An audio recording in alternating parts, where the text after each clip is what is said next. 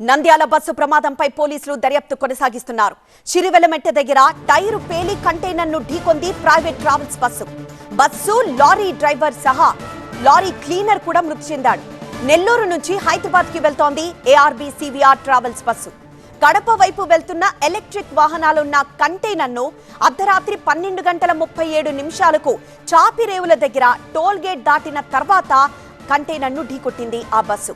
1:05 ప్రమాదం జరిగినట్లు CCTV footage ను బట్టి అర్థమవుతోంది. అయితే ఈ ప్రమాదంపై ఇప్పటికే కేసు నమోదైంది. స్పాట్ లో శాంపిల్స్ ని కూడా ఫోరెన్సిక్ టీం సేకరించింది.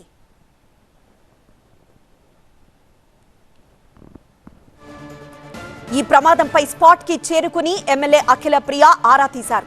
ప్రయాణికుల గురించి ఆరా తీశారు. ప్రమాదంపై అధికారుల దర్యాప్తు కొనసాగుతోంది. అదనపు వివరాలు మా సీనియర్ కరెస్పాండెంట్ నాగిరెడ్డి అందిస్తారు. నంద్యాల జిల్లాలో జరిగిన ప్రైవేట్ బస్సు ప్రమాదంపై ఇప్పటికే కేసు నమోదైంది. సిరివెల్ల పోలీస్ స్టేషన్లో ఈ కేసు నమోదైంది. బస్సు డ్రైవర్ ఓబులేసు అలియాస్ భాస్కర్పై ఈ కేసులు నమోదయ్యాయి. నెల్లూరు జిల్లాకు చెందిన ఈ బస్సు ప్రయాణికుడు వైభవ్ ఇచ్చిన ఫిర్యాదు ఆధారంగా ఈ కేసు నమోదైంది. సిరివెల్ల పోలీసులు కేసు నమోదు చేసుకుని దర్యాప్తు చేస్తున్నారు. దీనికి బస్సు డ్రైవర్ నిర్లక్ష్యమే కారణమని ప్రాథమిక దర్యాప్తులో తేలింది. దీనికి సంబంధించిన సీసీ కెమెరా విజువల్స్ కూడా పోలీసులు సేకరించారు. విజువల్స్లో లభ్యమైన ఆధారాలను బట్టి బస్సు డ్రైవర్ నిర్లక్ష్యంగా ఉన్నట్లుగా పోలీసులు ప్రాథమికంగా నిర్ధారించారు. దీనికి సంబంధించి ఇప్పటికే డ్రైవర్ మృతి చెందాడు. ఈ ఓబులేసు అలియాస్ భాస్కర్ ఇప్పటికే బస్సు ప్రమాదంలో మృతి చెందినందున ఆయనపై కేసు నమోదైంది. ఇతనితో పాటు లారీకి డ్రైవరు క్లీనర్ ఇద్దరు కూడా మృతి చెందారు. మొత్తం ఈ సంఘటనలో మొత్తం 3 మృతి చెందారు. బస్సు లారీ 2 పూర్తిగా దగ్ధమైనాయి.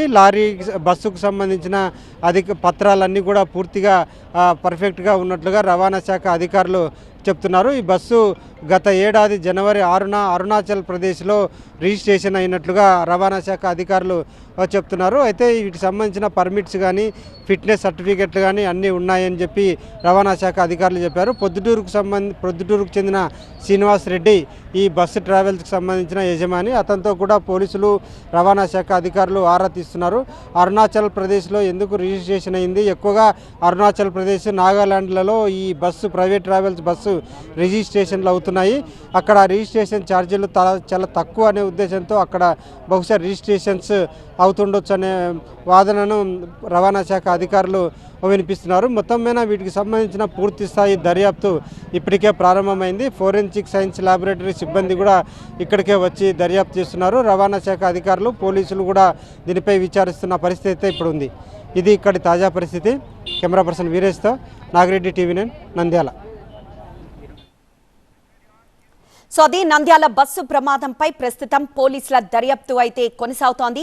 ఈ ప్రస్తుతం మనం టీవీ9 స్క్రీన్ మీద చూస్తున్నవి సీసీటీవీ విజువల్స్. ఆ విజువల్స్ లో ప్రమాదం జరిగిన సమయం, ప్రమాదం జరిగిన తీరుని మనం చూస్తున్నాం.